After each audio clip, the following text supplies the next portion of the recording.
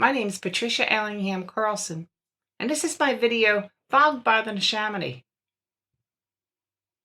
This is Fog by the Neshaminy 4.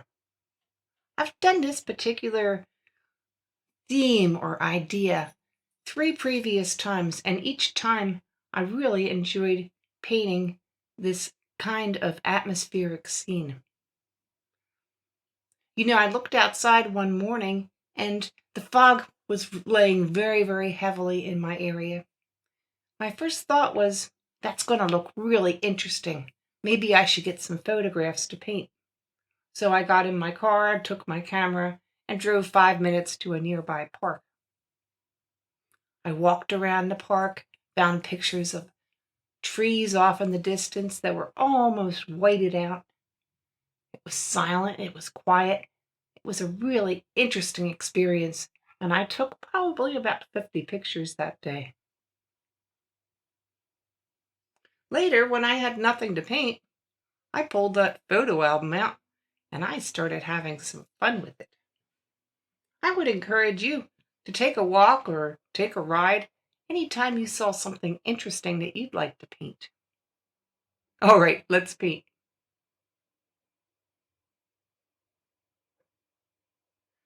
This is a small painting, only about 5 inches by 5 inches, at the customer's request. I began sketching in with a paintbrush in a light color.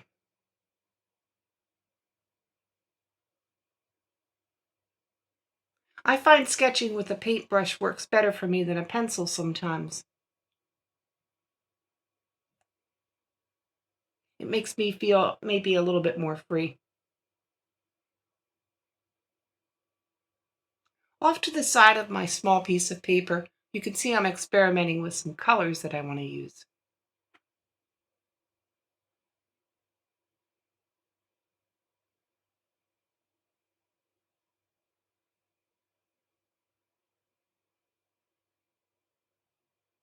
My composition is broken into several planes. There's a distant plane, which is right across the big stream of the Neshaminy Creek. There's a woods back there, and since I was looking through fog, it got very faint in color.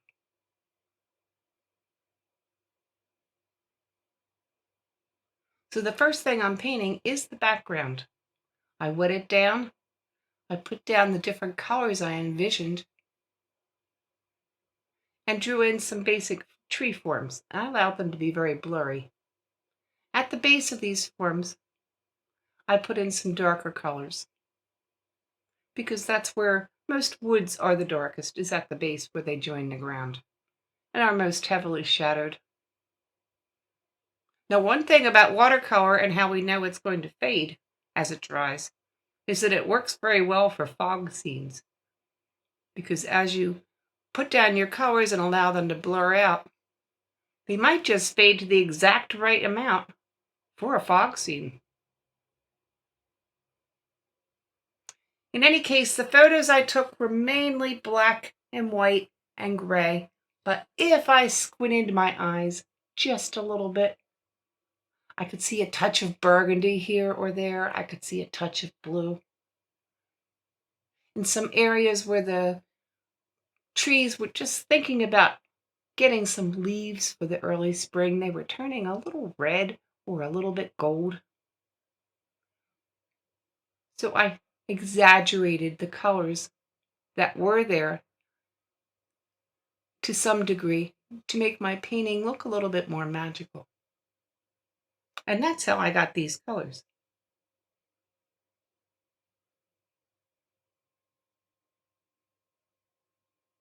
So here's your stand of woods across the creek.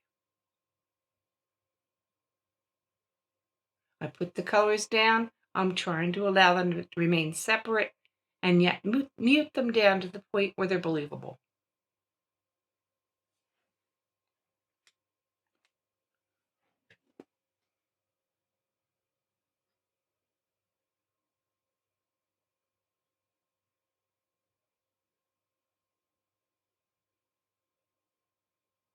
Now I know that my foreground is going to contain some areas of snow.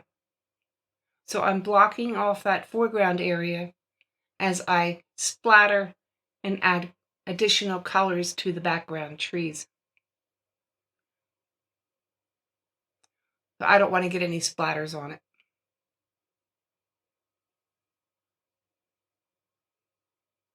The next thing for me to paint is the far bank of the stream, and that was a snowy bank, and it had some shadows on it.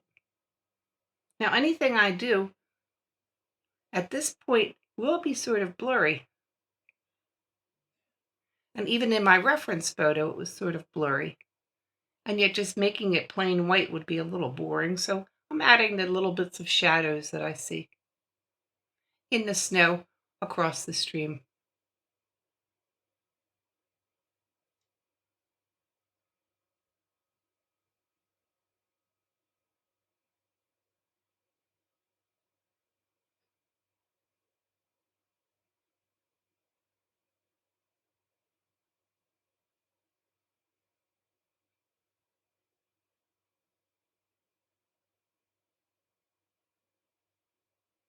If I were to make these colors too bright or brilliant,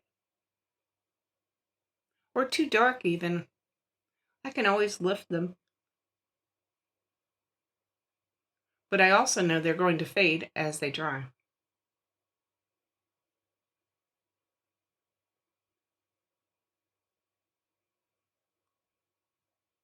After putting down the shadows on the bank, I am wetting down the area where the water is running through in the stream.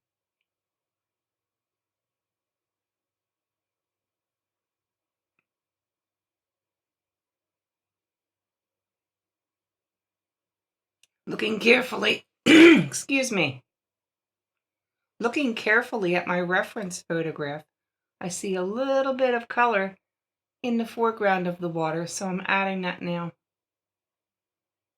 But the majority of the water is a very cold, grayish blue color.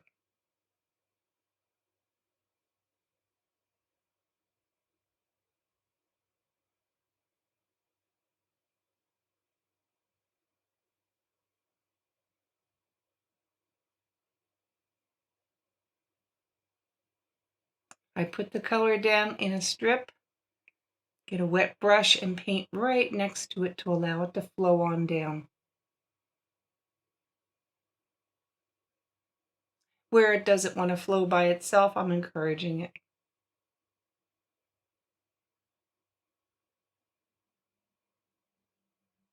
You can also pick up your whole painting and tilt it downward if you want it to flow in a natural way. I didn't do that here. I just continued to use the damp brush. Oh, there I go. I did do it.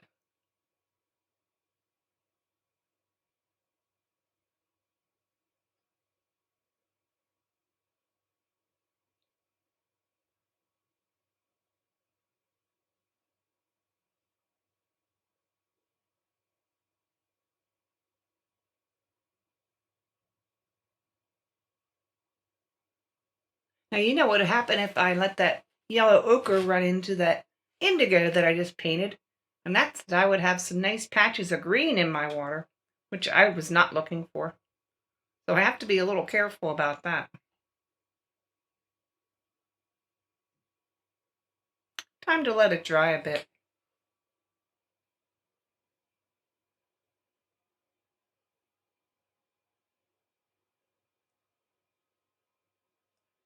A bit more adjusting, and then it will have to dry again. At this point, I'm coming back in and breaking some edges because I didn't want sharp edges. I wanted a foggy, misty type of feeling. I'm going back over some areas where the edges look a little hard in the background with a damp brush, and I'm lifting colors and blending colors to soften these edges primarily.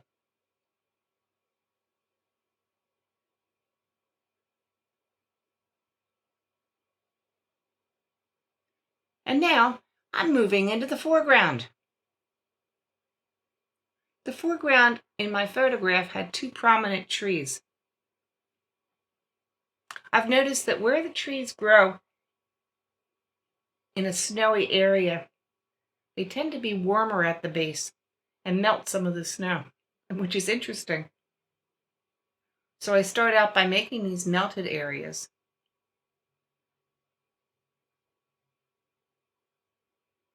The smaller tree on the left-hand side had an interesting reddish-brown color to it in my photograph, and I thought that might be an indication that spring was coming and that the sap was running in the tree and bringing some of the red color of life back into it. So I'm having some fun with this color. I sketch in the basic form of the tree using just a brush and just looking constantly at my reference photo.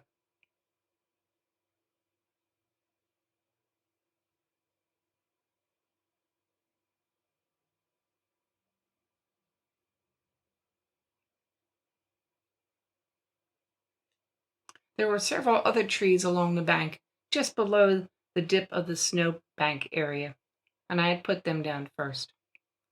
Same thing on the right-hand side. There were several trees. These trees were not quite as important, and they were a little further away, so I had their color be lighter. The two trees that are in the foreground that show, because they're very close to the viewer, do not have a lot of fog mist distortion to them. So they were my brightest colors in the whole painting. I'm starting to get the feeling of the fog across the stream. Can you feel it? It should be feeling like it's sort of milky, coming and going in some areas, with trees emerging in and out. That was what I was going for. I hope I pulled it off. Because once I start the foreground on top of that, there's not a lot of changing of the background.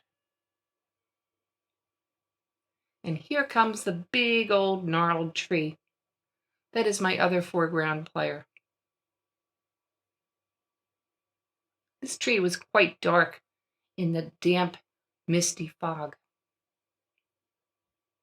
Yet there was a light source on the left-hand side where the color is just a bit lighter.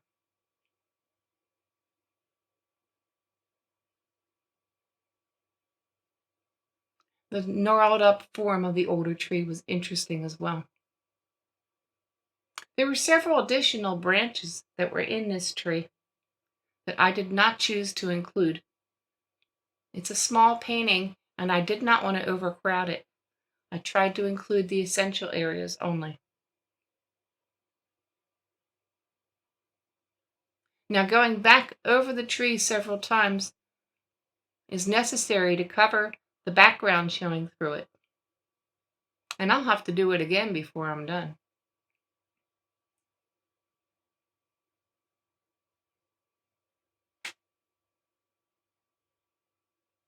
At this point, I am painting branches.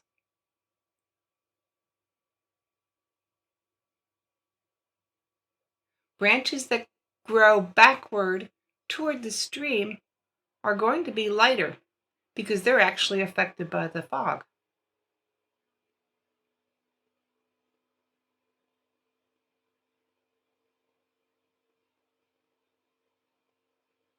A few areas of this big dark tree were actually a little bit lit up with some color, so I'm being careful to put that in as well.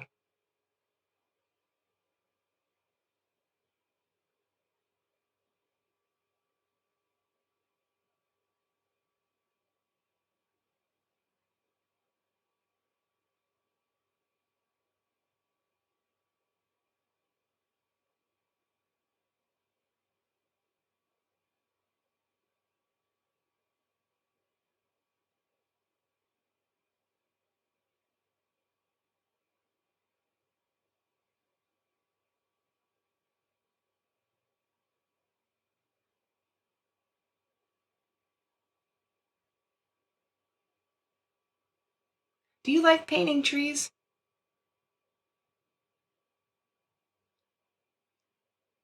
I guess I really do. And I think I really started liking painting trees Once I figured that you better just look at how they grow and try to copy that, because they sure grow beautifully and in interesting manners.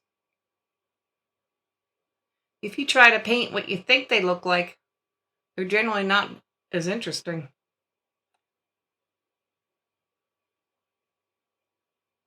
But I really do like to paint trees at this point. Each one has its own personality.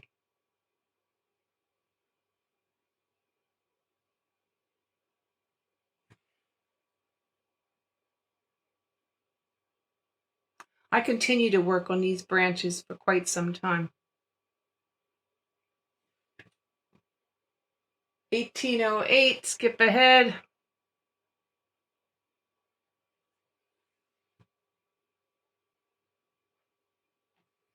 Moving back to the left tree. As the branches get thinner and lighter and reach out to the edge, I noticed that the color of them became brighter and more reddish as well. Maybe the sap showing through the younger wood, I don't know.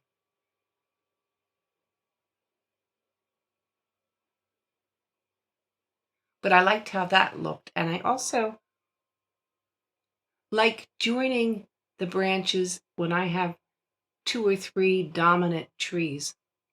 I like to join where they touch together at the top and arch together. I like to have some interaction between the branches, some crossover, some overlap, some coming and going.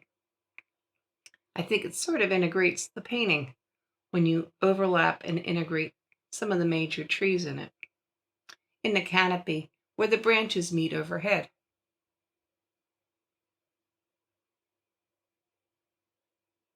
Here I'm going back and breaking some of the shoreline so it's not quite such a hard edge.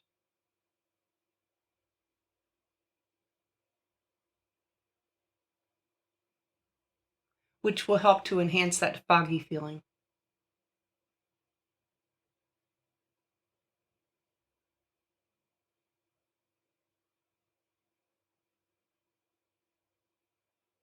Adding another layer to the darker tree to make sure that it completely covers the background that was showing through. And I'm putting some small weeds and twigs and things around the base of the trees as well.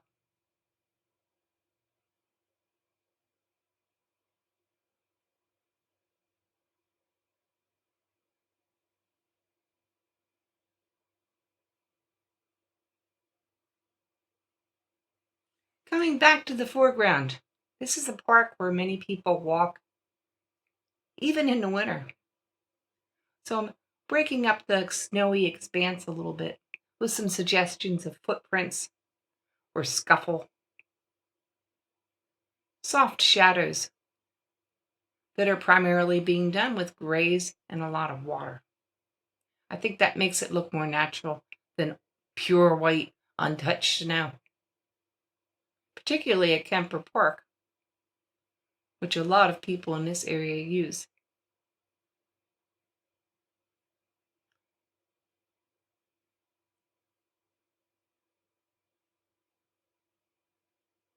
I'm making some tweaks and adjustments with the branches. In some cases, I'm softening some of the branches, particularly where they reach the edge or go backward in space.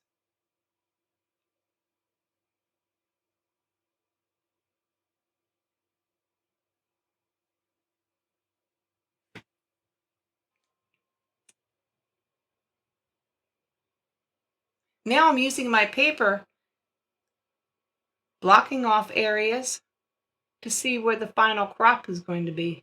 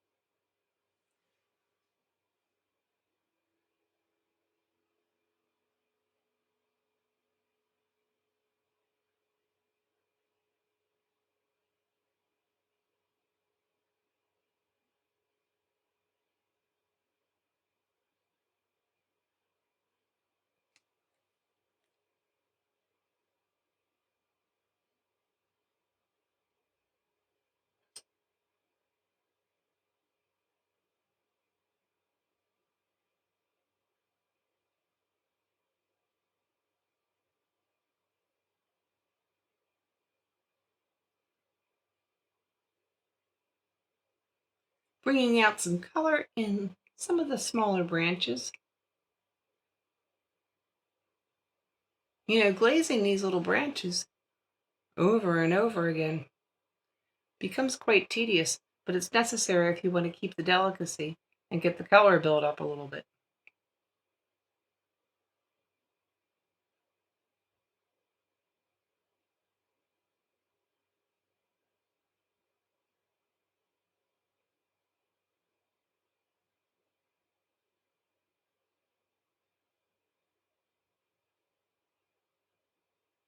You can see I'm continuing to do some final softening of those hard edges along the background.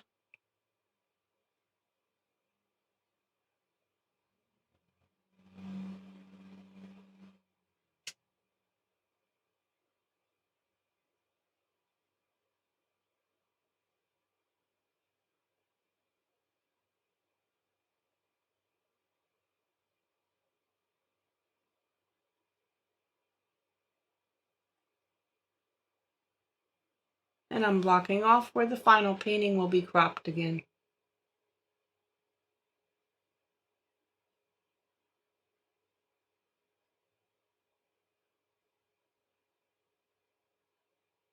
I noticed a couple small things that bothered me, so I'm correcting them before I sign it and finish this one off.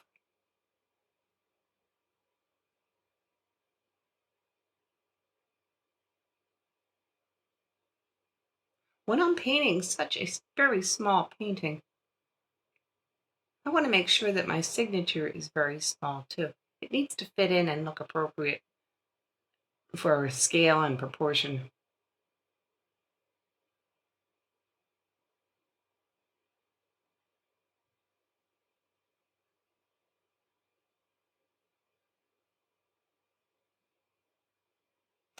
I find an area I like next to the foreground tree, and it's done. I hope you enjoyed watching my video, Fog by the Neshaminy 4. It was fun to paint. Help me out and give it a thumbs up if you will, and subscribe below. Thank you. There's some other links below too to products I like to use for my art, my Facebook page, other things for you to check out that you might find interesting. I look for your comments and try to respond to every one, so keep them coming, and thank you for that too. I'll see you next painting.